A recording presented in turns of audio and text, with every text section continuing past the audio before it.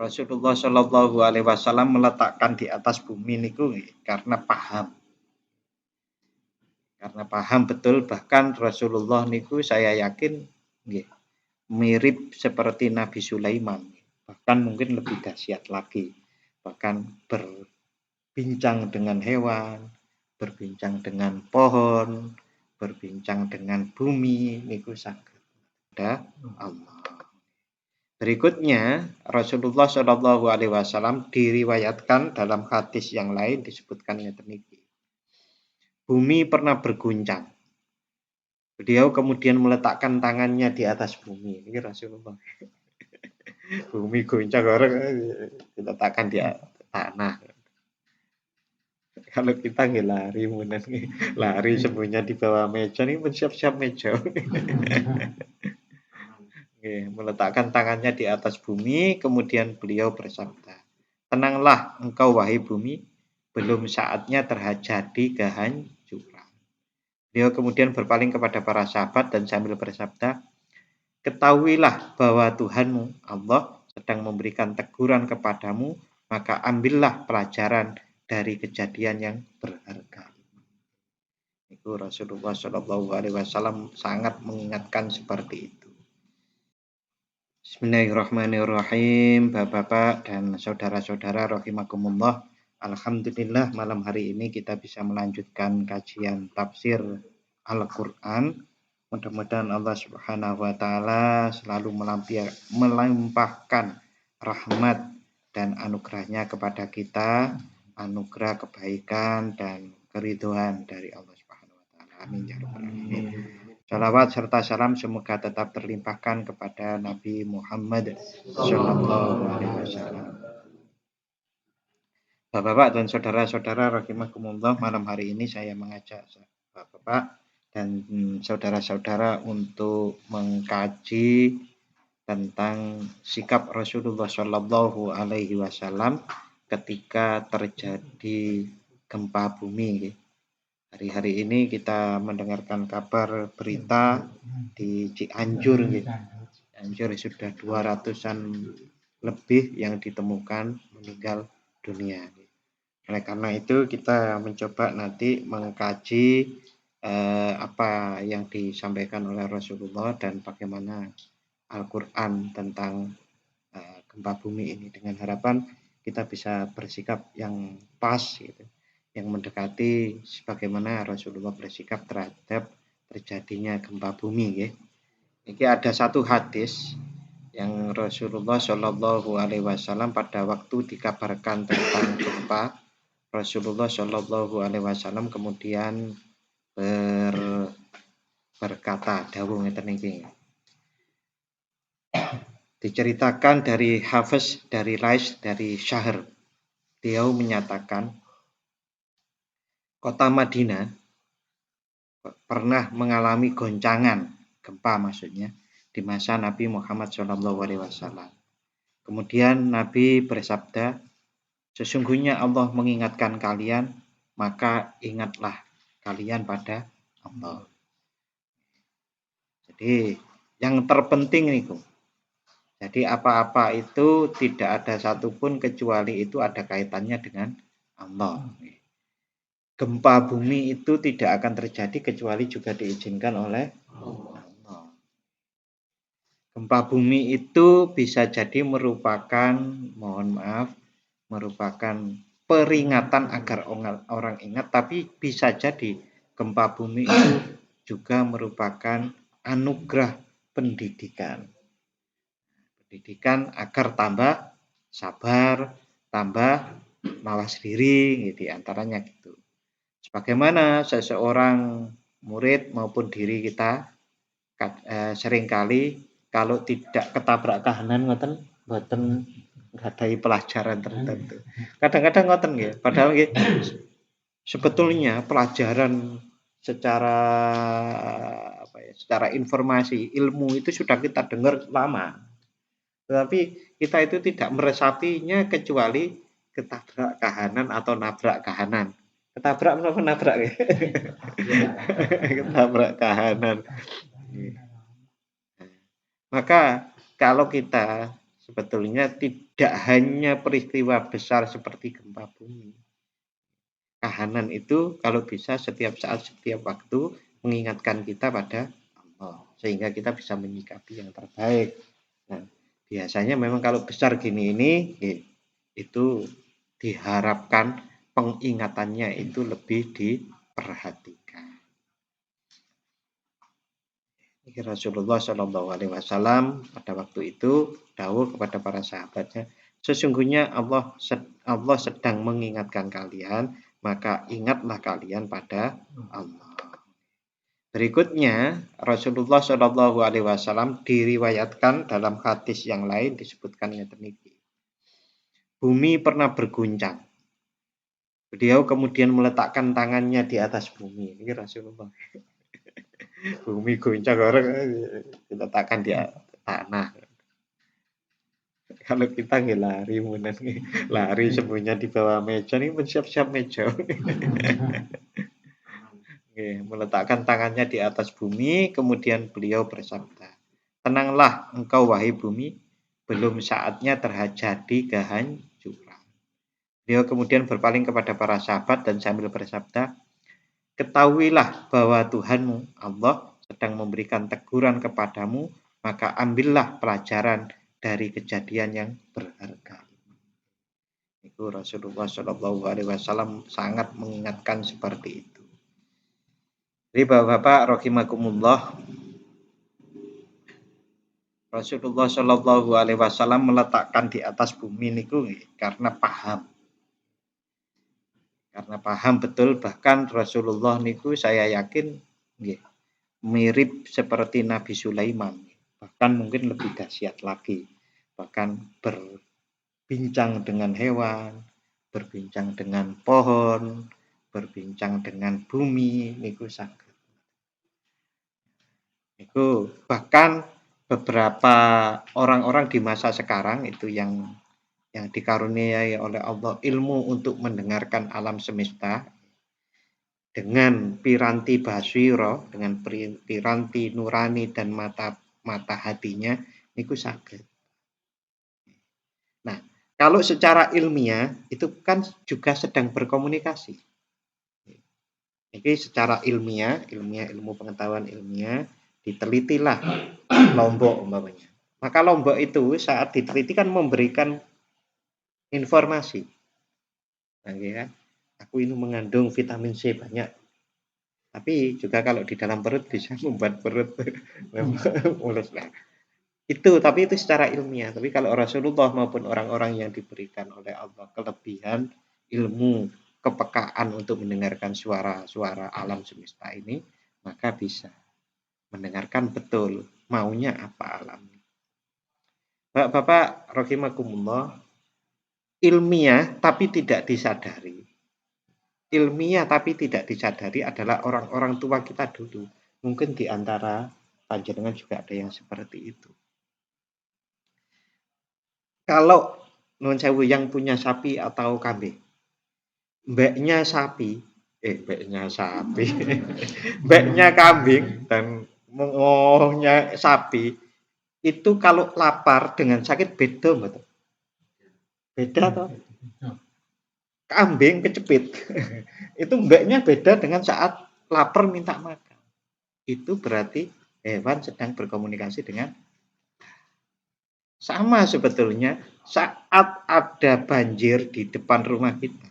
Itu kan sedang menyampaikan sesuatu. Biasanya gak banjir kok banjir. Bisa jadi ada selokan yang tersumbat. Lebih halus lagi. Kembang bunga kok kekeringan ya.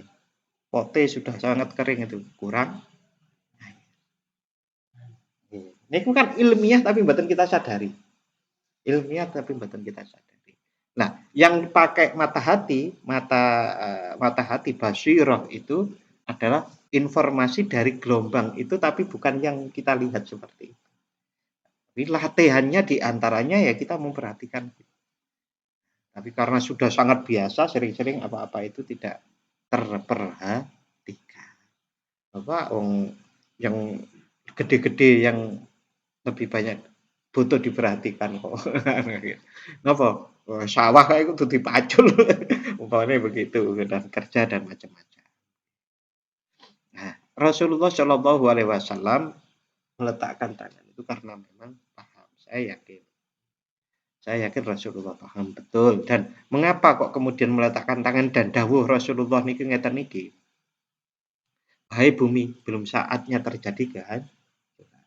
Karena satu saat nanti bumi itu, Pak, memang hancur di antaranya karena gempa. Hancur-cur karena kiamat itu. Idza zulzilatil ardu zilzalaha niku. Karena ayat Al-Qur'an ngoten ti. Pok bumi urung waktune sing kaya ngono. Lang dirampungi. Kita semua merasakan gitu dulu 2006 itu luar biasa. Wah, pokoknya luar biasa. Saya sampai berdarah sini buka pintu gini ini pintunya kan goyang Pak. Lewat itu krak sak dagingnya. Dan habis itu nggak berani tidur dalam rumah kan.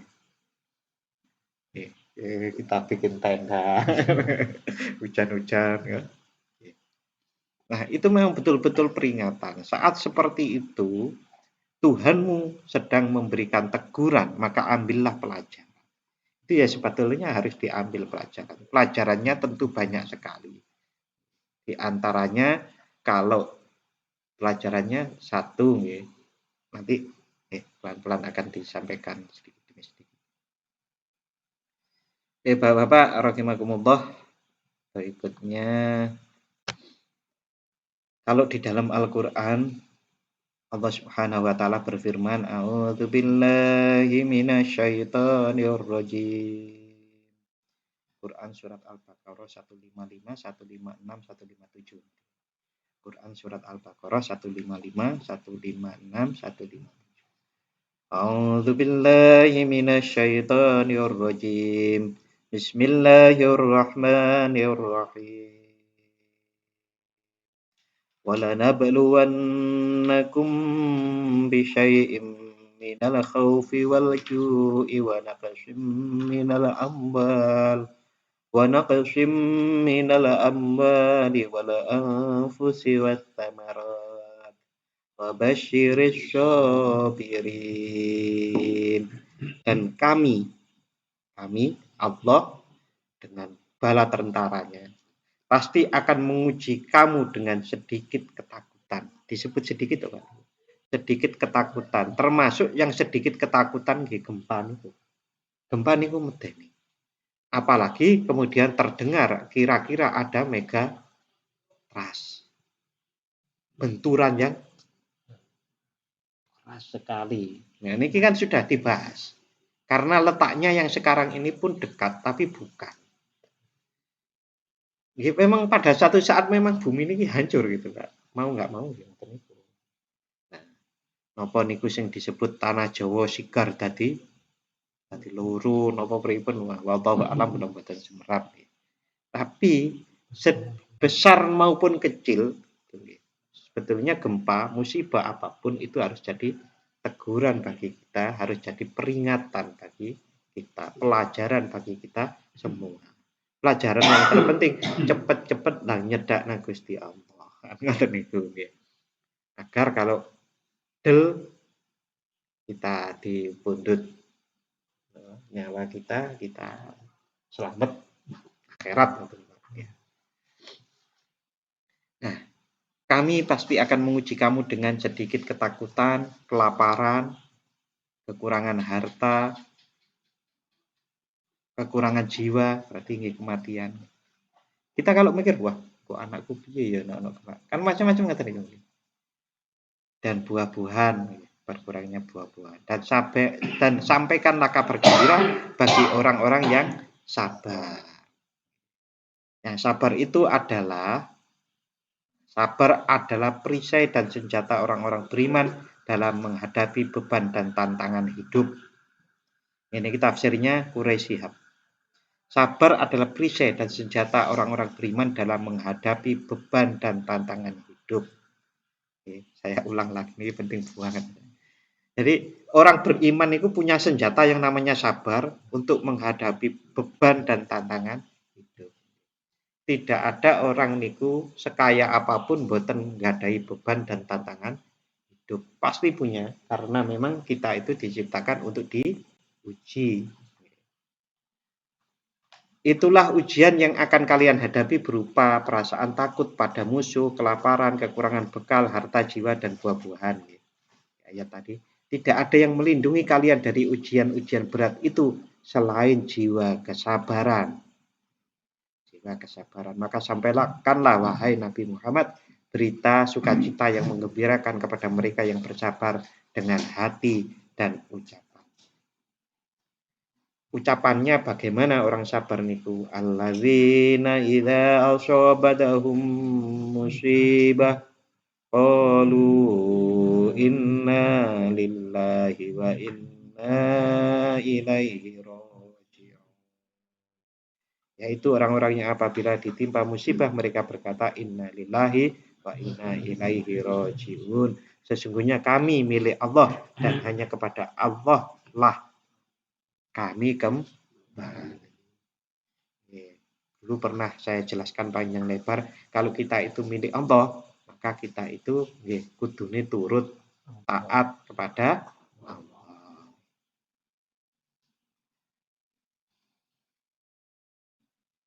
Kalau Quraisy Shihab menafsiri seperti ini. Sesungguhnya orang-orang yang ditimpa musibah dan merasa yakin bahwa kebaikan, keburukan, dan segala sesuatu itu berasal dari Allah, mereka berkata, diri kami ini adalah milik Allah dan kami akan kembali kepadanya. Untuknya kami persembahkan puji syukur atas segala karunia dan kami harus bersabar jika mendapatkan ujian atau diberi pahala dan balasan. Bapak, untuk yang Quran surat Al-Baqarah ayat 57 berarti nggih. Ulaika 57 nggih. Salah saya tulisannya 156 di sini. Ulaika alaihim sholawatu min rabbihim wa rahmah wa ulaika humul muhtadun. Mereka itulah yang memperoleh ampunan dan rahmat dari Tuhannya dan mereka itulah orang-orang yang mendapat petunjuk. Ini luar biasa loh Pak. Kalau betul-betul bisa bersabar lalu kemudian ya, kita itu cuma milik Allah, semuanya ini milik Allah, kita akan kembali pada Allah, lalu kemudian bersabar, mereka itu akan mendapatkan ampunan dan rahmat. Bahasanya, Arabnya, sholawatum mir rabbihim wa rahmah. Niku saya kalau membaca ayat ini luar biasa. Kita itu mendapat sholawat dan rahmat. Makna sholawat di sini adalah ampunan. Ampunan dan rahmat. Tapi nggih abot tenan nggih, Pak. Biasane nggih abot nggih nek pas kena musibah niku nggih abot. Bapak saya itu pernah di rumah sakit. Di rumah sakit itu saya menemukan orang yang kematian anaknya yang masih muda. Laki-laki. Tegar itu. Tegar 5 menit, 10 menit ya. Ya. Abot. Nggih pancen abot. Jenenge ujian ya. Nah, padahal kalau waktu kita kecil dulu nggih, Pak. Kalau pas ujian ngoten niku agak dilambari poso. Ngoten niku kula nek diulangi mbah kula niku. Arep ujian kelas 6 MI. Poso no. Poso Senin Kamis atau 3 hari ngoten niku poso. Kok ben esuk digodhoki endok lah kok gak kebiyen-biyen pas mau arep ujian digodhoki endok. Dan mereka itulah orang yang mendapatkan petunjuk, sudah dapat ampunan, rahmat, mendapatkan petunjuk.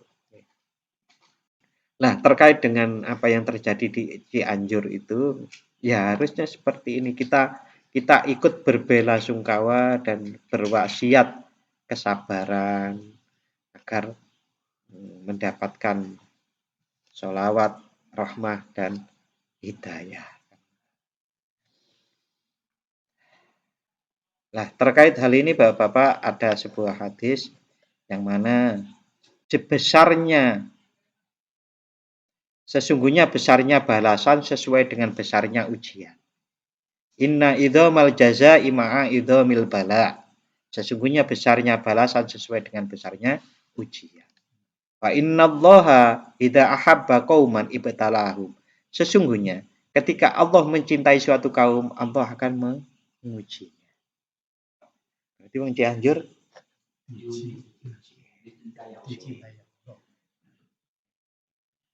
kalau bisa seperti itu, Pak, pasti bisa sabar dan bisa teguh tetap dalam keimanan. Faman radiya falahur ridho. Siapa yang ridho, ia akan mendapatkan ridho. Mulia sekali sebetulnya orang yang dapat ujian. Tapi nek ditawari wani mboten.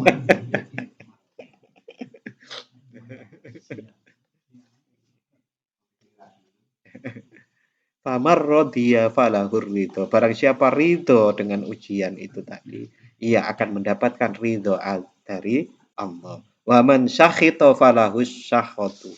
Dan barang siapa yang membenci ujian itu, ia akan mendapatkan kemurkaan. Mudah-mudahan saudara-saudara kita yang ada di Cianjur sana terutama itu mendapatkan ridho dari Allah Subhanahu wa taala dengan kesabarannya. Amin ya rabbal alamin. Ini ada kesabaran ya, seringkali kita ucapkan. Ini ada seorang ulama yang namanya Ahmad Farid di dalam kitab Tazkiyatun Nufus. Dia mengungkapkan gini, asabru habsun nafs.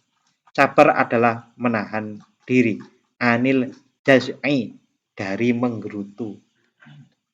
Sabar itu adalah menahan diri dari menggerutu.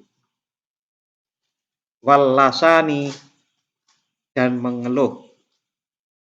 Anit tasyaki, dan walisani anit tasyaki, dan menahan lisan dari mengeluh. Wal jawarihi, dan menahan anggota badan an lat'mil khududi, dari menampar pipi. Itu biasanya kalau di Arab sana, Pak, kalau kematian keluarganya itu ditabuh, ingat. Itu nggak boleh. Nah, bahkan ada persewaan orang nangis untuk yang dapat kematian. Itu enten loh, Pak. Nek teng Indonesia belum pernah saya. Itu enten, di antaranya itu terjadi di Cina. Paling tidak itu saya saksikan di film-film. Film itu kan menggambarkan di antaranya keseharian gitu. Di Cina itu di antaranya ada penyewaan. Kayak nangis. Kalau di Arab ini tabu-tabu. Jawa mboten enten. Paling nangis, nangisnya agak jerit nggak? Itu jerit itu dilarang. Kalau Rasulullah pada waktu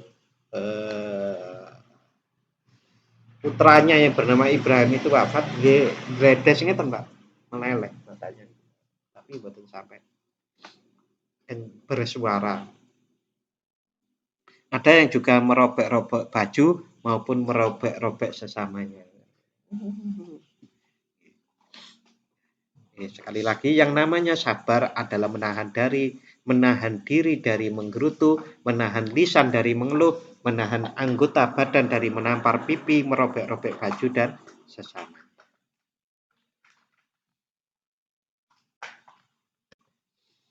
Nah, Rasulullah Shallallahu Alaihi Wasallam, terutama kita yang tidak pas kena musibah seperti di Cianjur itu bisa kita mengamalkan hadis yang ini.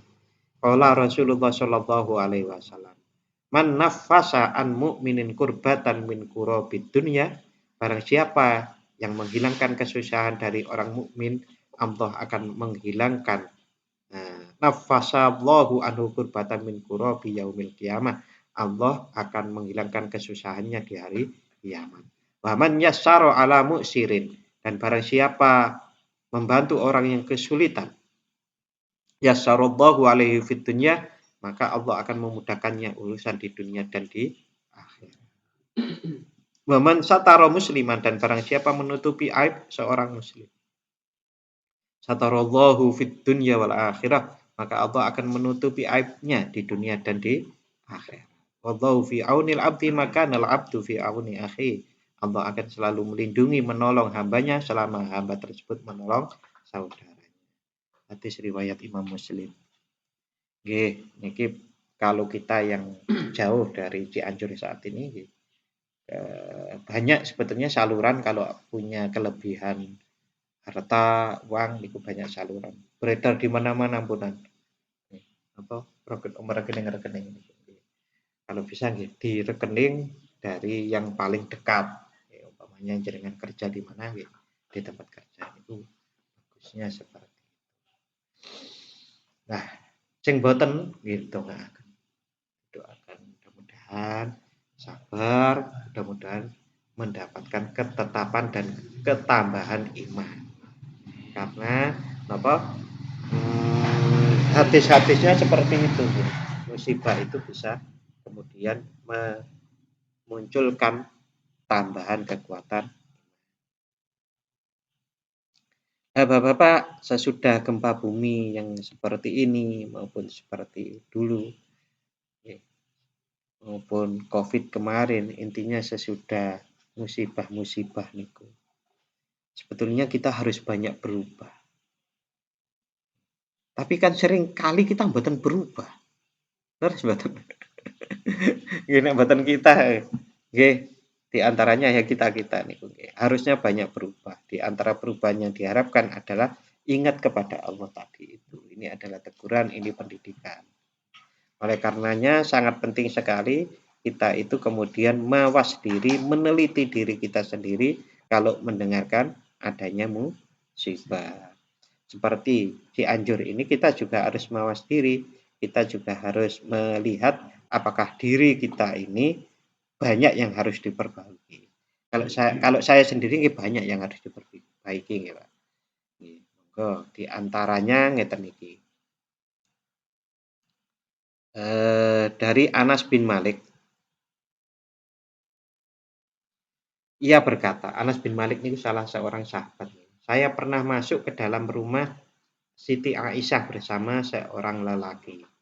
Kemudian bertamu. Jadi Anas bin Malik ini bertamu kepada Aisyah. Aisyah ini istri Nabi. Berarti ini peristiwanya sesudah Nabi bertamu. Lalu kemudian lelaki yang diajak oleh Anas bin Malik niku tanya ngeten iki. Wahai Ummul Mukminin, gelarnya dari istri Nabi ini kan Ummul Mukminin. Wahai Ummul Mukminin, ceritakanlah kepada kami tentang penyebab goncangnya atau gempa bumi. Aisyah menjawab, Ummul Mukminin Siti Aisyah menjawab, manakala manusia telah menghalalkan zina, meminum khamr, dan memainkan musik yang tidak mengingatkannya kepada Allah. Allah yang bersemayam di atas langit lalu berfirman kepada bumi, wahai bumi, bergoncanglah kamu beserta mereka sehingga mereka mau bertobat dan menghentikan segala perbuatan dosanya. Jika tidak, hancurkan mereka. Nah, bertambah ke sini niku kalau kita rasa-rasakan masih ada kalau mboten banyak masih ada lah orang berzina masih ada. Orang minum minuman keras masih ada. Musik-musik yang kemudian malah tidak hanya melalaikan dari Allah, malah ngajak musiknya niku enten muatan-muatan kemaksiatan ngoten nggih. Ya enten gitu, Pak. Nah, kayak gitu-gitu niku menyebabkan gempa bumi di antaranya. Tapi mboten usah diwalik. Berarti sing gempa bumi saiki niki mungkin mboten sae niku mungkin menuduh orang berbuat seperti itu. Ya ini ujian untuk mau. Masa enten wong lagi kesedihan kok kita bilang seperti ini. Ya nanti paling enggak pun lenah. Monggo. Saya kadang-kadang mikir nih, Pak. COVID itu kan luar biasa. Kalau ini kan seluruh dunia. Terus perbaikannya dunia ini apa gitu loh. Setelah mendapatkan peringatan seperti itu. Nah, Nek mboten dunia nggih kita sajalah kalau begitu. Kitalah. Saya pribadi kadang-kadang nggih mikir-mikir perbaikan saya apa ya. Habis diperingatkan dengan sebesar itu berbulan-bulan ya, bahkan mungkin tahunan kita.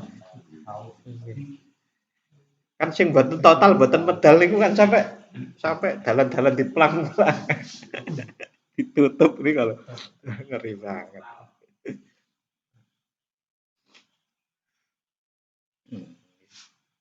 Aisyah menjawab, kemudian lelaki tersebut bertanya lagi, wahai Ummul Mukminin, apakah yang demikian itu merupakan siksaan bagi mereka? Lah ini jawabannya ini penting. Aisyah menjawab, satu, sebagai pelajaran bagi orang yang beriman agar jangan berdiam diri ketika melihat dan menyaksikan kemungkaran.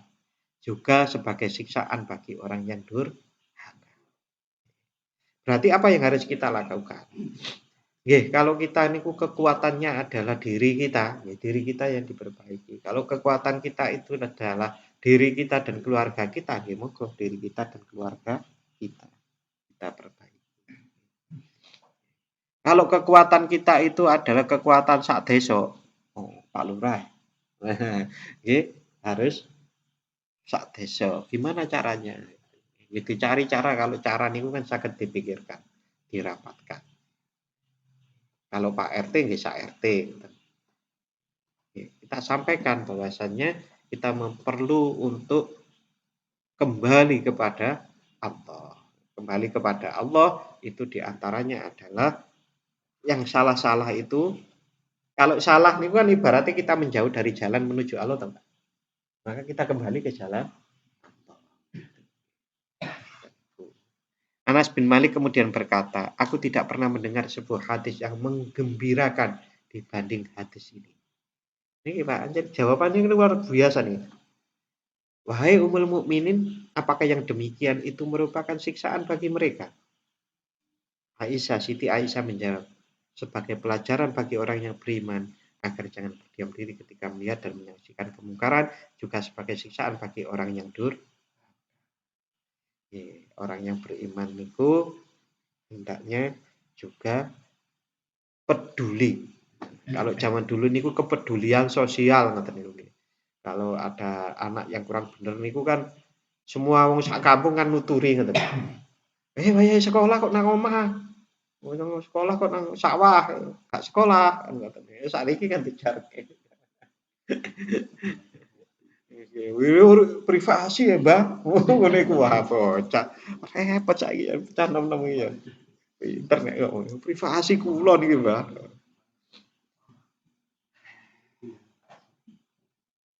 Sebuah musibah yang besar, Pak, itu tidak pandang yang durhaka maupun yang beriman, yang sergap ibadah maupun yang sergap maksiat.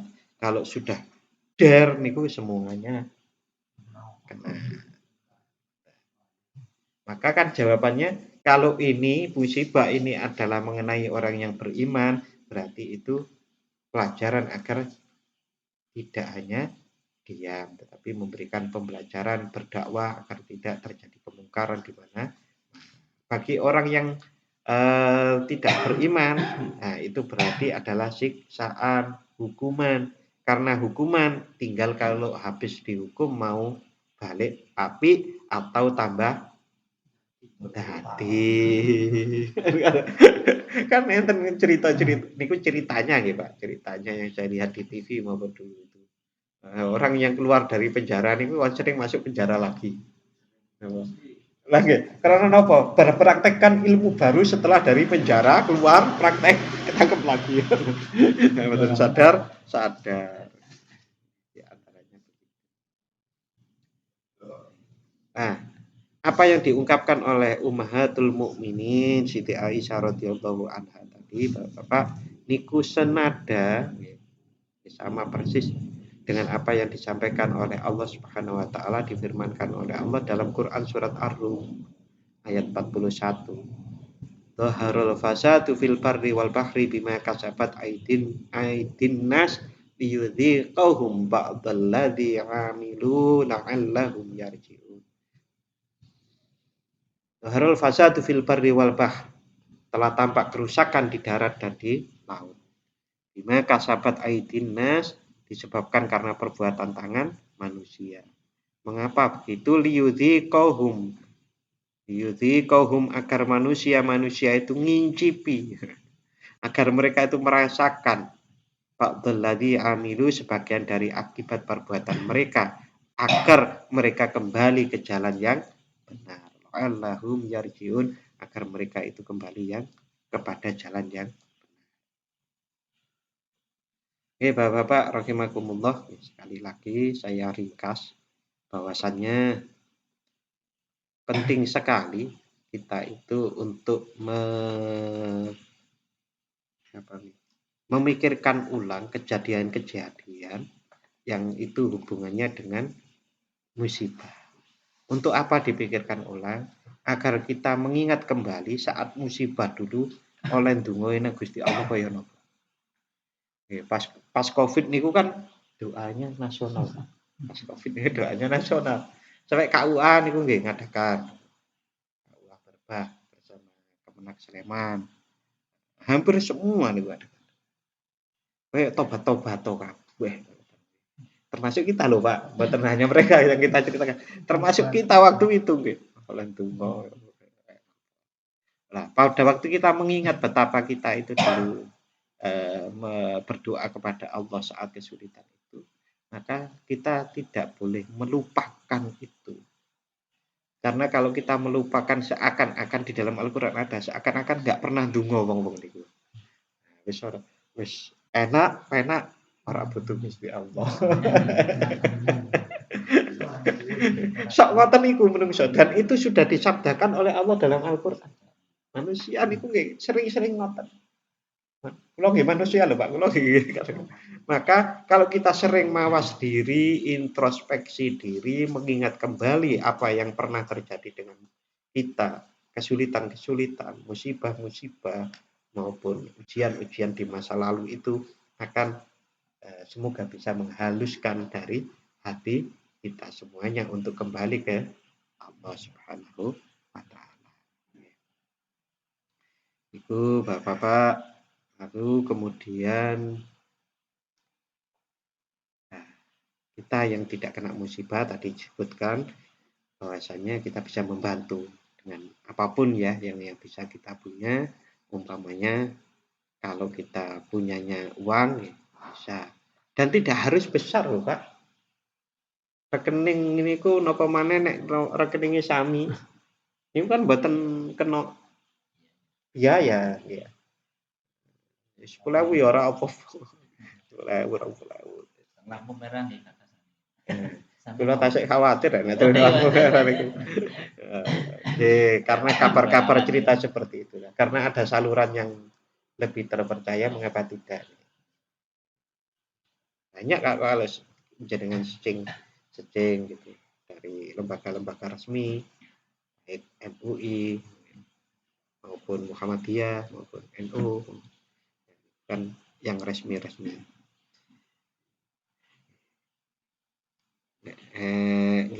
Lampu murah mboten suudon tapi ceritanya ngoten, waspada mboten suudon tapi waspada. Ya, apalagi juga banyak saluran yang lain.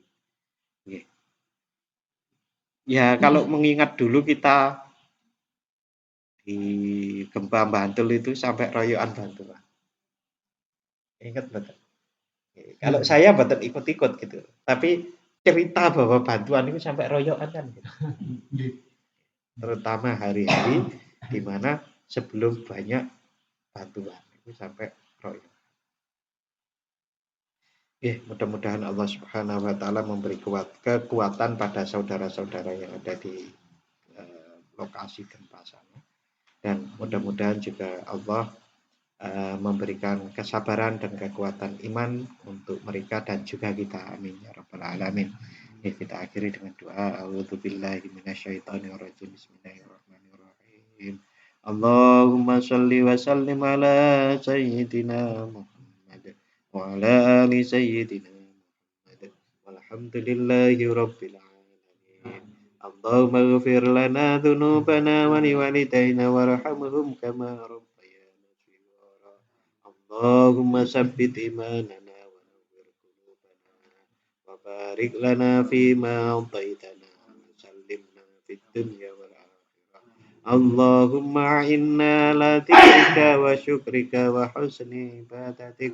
اللهم إنا نسألك سلامة في الدين وعافية في الجسد وزيادة في العلم وبركة في الرزق وتوبة قبل الموت ومغفرة بعد الموت. اللهم هون علينا في سكرات الموت والنجاة من النار والعفو عند الحساب. اللهم إنا نسألك بحسن الخاتمة ونعوذ بك من سوء الخاتمة. ربنا آتنا في الدنيا حسنة وفي الآخرة حسنة وقنا عذاب النار. وصلى الله على سيدنا محمد وعلى آل سيدنا محمد. سبحان ربك رب العزة عما يصفون وسلام على المرسلين والحمد لله رب العالمين.